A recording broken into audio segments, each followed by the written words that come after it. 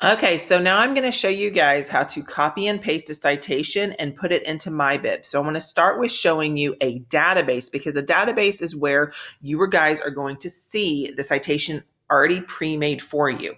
Very few websites will do this for you. There might be a few here and there, but most of the time with websites, you're going to have to create it yourself, but with a database, they're done for you. Now, I do want to make sure make sure we understand something right now. A URL and a citation are two completely different things. Up here at the top in this bar right here, this is what we call a URL.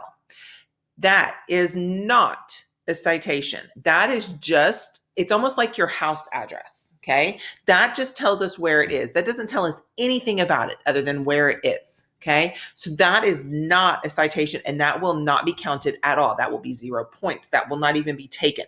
They will use this inside your citation, but it's as a piece of the puzzle, not the only puzzle, not just one piece. Okay, so if you're in, a lot of y'all use Britannica School, so I want to make sure you did this. Some of you guys already did this. Great. Okay, but if you did Britannica School, and I'm doing frogs.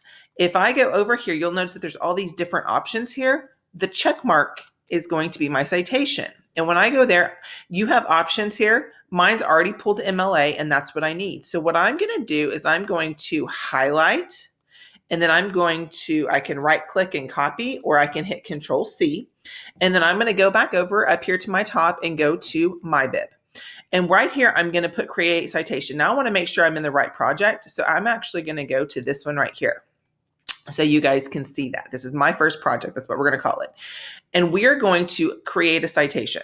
Now it's going to give us a couple of different options on here, as you guys can see. The one I need to do is I need to go down here to more, and I'm going to pull that down. It's going to give me a bigger menu.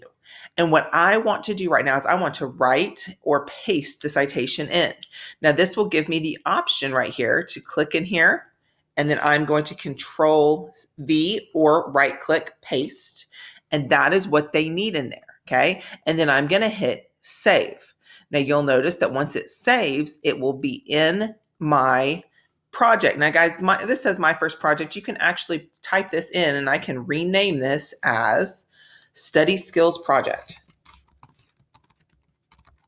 Or study skills. That'll work for me too, okay? So there's that. So that's how you do that right there, is you copy and paste. So let's go over here to, I've opened a Gale project at a Gale in Context Middle School.